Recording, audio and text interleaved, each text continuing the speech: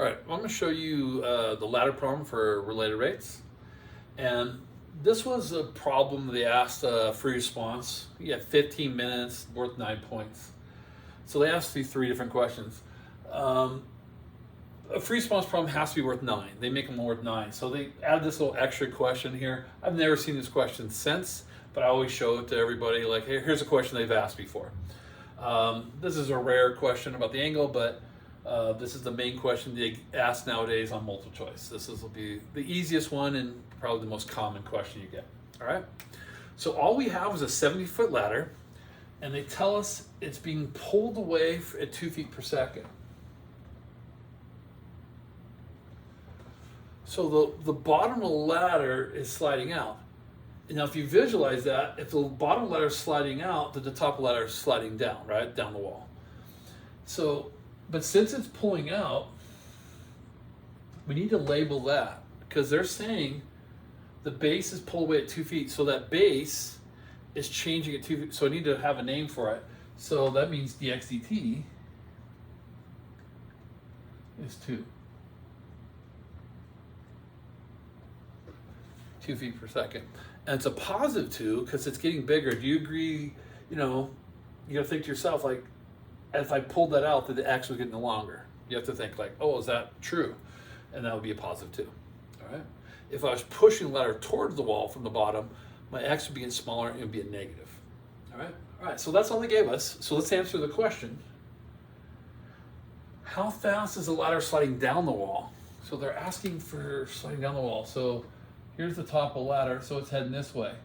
So I'm going to label this y. Now to stay consistent, I always like to label x-axis this way and y-axis this way. I might call this height sometimes, h, but you know, it's up to you. So I'll stay with those labels all the time. So they're asking us how fast it's sliding down the wall. So they're asking how fast that change of height is. So they're looking for dy dt.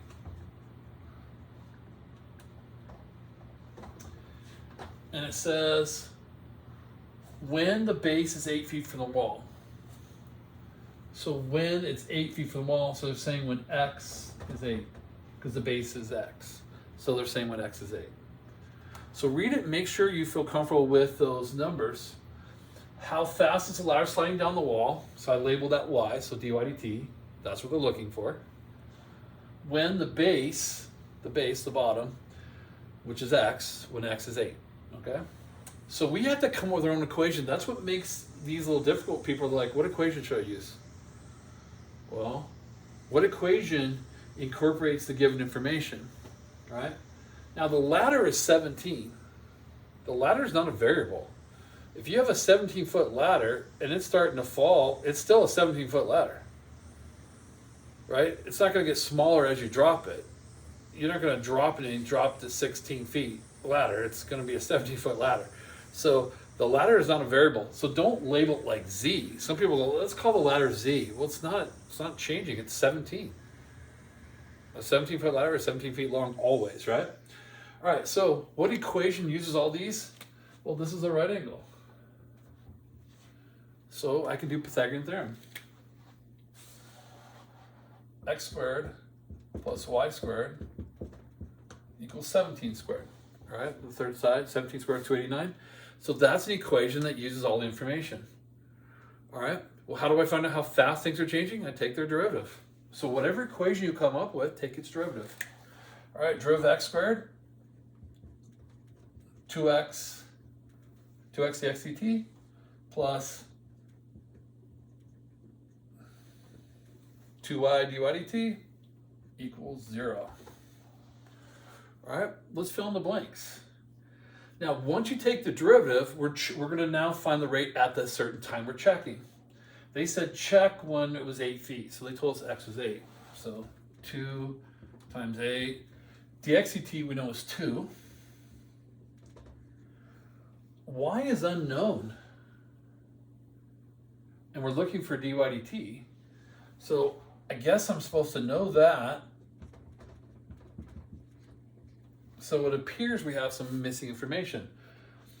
But we can use Pythagorean theorem. You can use your original equation.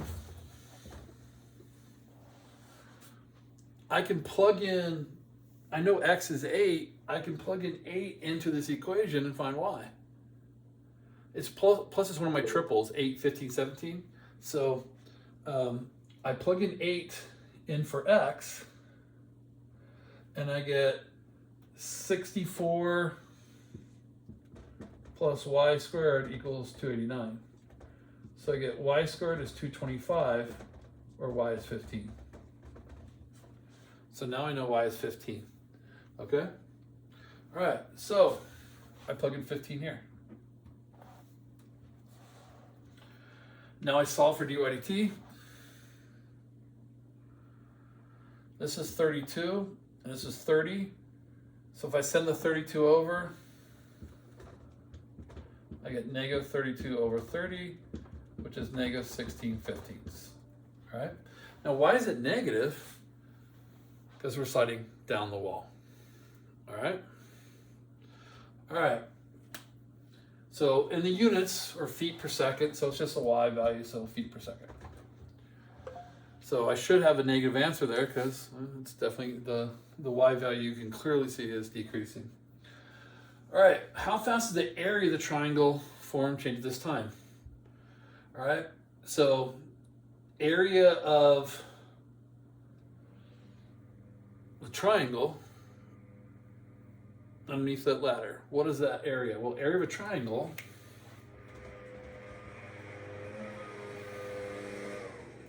is 1/2 base times height, 1/2 x times y, because that's the area of a triangle. So now I can take the derivative of this.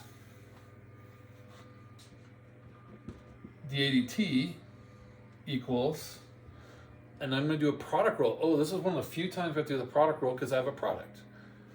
So the derivative of 1/2 x is 1/2 dx dt times the second equation y. So derivative of the first equation times the second, plus the derivative of the second equation times the first I turned equation. it in, Mr. Graham. Thank you. Have a good weekend.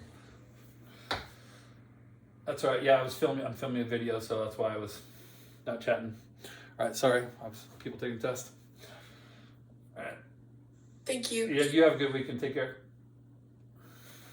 Bye. All right, so a little interruption, but we're good. We're back. All right, so now I have the area. That's the derivative area. Now just fill in the blanks. So we got 1/2 dx dt. Well, dx dt is 2 times the y value, which is 15, plus dy dt we found here, hopefully we did a good job, negative 16/15 times 1/2, and x is 8. All right, so we just fill in the blank. So that's how fast that area is changing. So let's see what we get here. So mathematically here I get 15 minus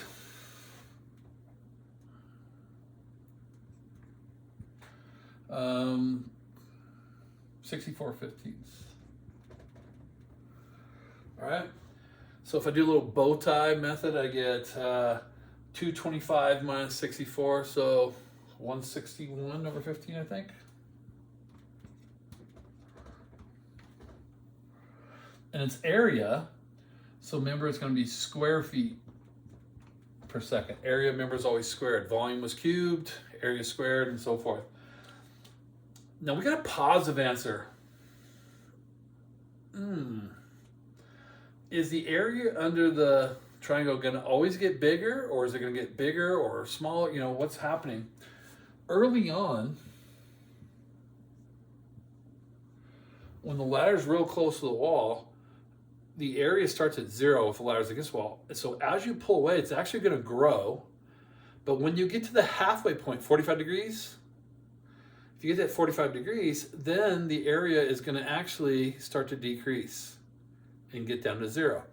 So we caught it early. This is 8 and this is 15. So it's just started to pull out. It hasn't got the halfway point. That's why it's increasing. I want you to just understand why we got a positive answer there. And if we had waited a little longer, let's say we switched, the x was 15 and y was 8, then we would have got a negative answer. Okay? All right, so that's how fast the area is changing. All right, a really good question is anytime they ask about an angle and you have to write your own equation, it's going to be so, ka, or toa. Pick one. They all work, but some are better than others. How fast is the angle between the bottom of the ladder and the floor changing? They're asking for that angle. So let's label it, call it theta. Theta is just a Greek letter, Theta. So pretty typical calculus, we use theta. All right. So how fast is that changing? Well, I can write an equation at any time. 17 is not a variable, so he is 17. These guys are changing, so we use them. A lot of students want to put 8 in now. You can't now because it's changing. Remember, you can't plug in variables. That's why I didn't plug in 8 into the original before, to solve this problem. I plugged in 8 to find a y value, and that was it. Okay? So I have to take the derivative before I plug in these numbers. So what equation can I use? Well, a smart one to use is cosine in this case. So cosine of theta equals x over 17. Right? Cosine of theta is x over 17. Now, if you did sine of theta, it would be y over 17. Why did I say x? Cosine was the smartest one? Because the dt was given to you in x. They gave you all the x information. If you use the sine one, the y information was all discovered by you, and hopefully you did it right. So that's the only advantage of doing cosine. All right? All right, let's take the derivative. Oh, this stumps people. This one's a tough one. So don't forget the derivative trig functions. There's 2 steps. You take the derivative times the derivative angle. So the derivative cosine is negative sine, but you have to take the derivative angle. So it's negative sine times d theta dt. That's where I lose people. They're like, why do you put that? The derivative theta, we're taking with respect to time. So derivative theta is 1 normally, but since it's respect to t, you have to write d theta dt. Just as if that was an x, you have to write dx dt. It's weird that with an x, people go, oh, that's easy. With a theta, they're like, no, it's the same thing though. All right, remember constants just sit there. So that 17 on the bottom is just a 1/17th. And the derivative of x is dx dt. All right? All right, so now let's fill in the blanks. All right? We're trying to solve for this. So now I want to plug in numbers and solve for that. So I guess I know what sine of theta is at this time. So at this time, now I can plug in values. Look, we know this is 8 and this is 15 at this moment. So sine of theta at this moment is 15/17. Because I've already taken the derivative, I can go ahead and plug in numbers. So I actually get negative 15/17 right there, okay? And then that's 1/17 times dx dt, which was 2. I'm just filling in the blanks now.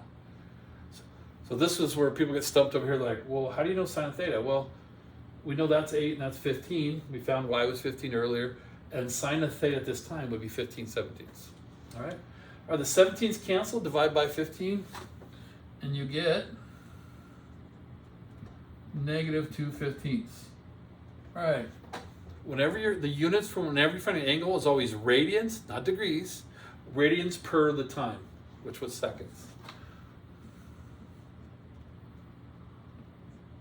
So angles, no matter what the units are, it's going to be radians per second. Okay? It's negative. Are we surprised? No, as that ladder starts to fall, if the ladder's starting to fall, the angle gets smashed. As this thing starts to fall, the angle is getting smaller and smaller and should be decreasing, should be getting smaller. This angle is actually getting bigger. So if we were finding that angle, we would have seen a positive value. All right? So that's the ladder. Those are the 3 questions that you have for that. And we'll be doing more of that in class. Sometimes they'll just ask you this in multiple choice. This is a pretty common multiple choice question. All right?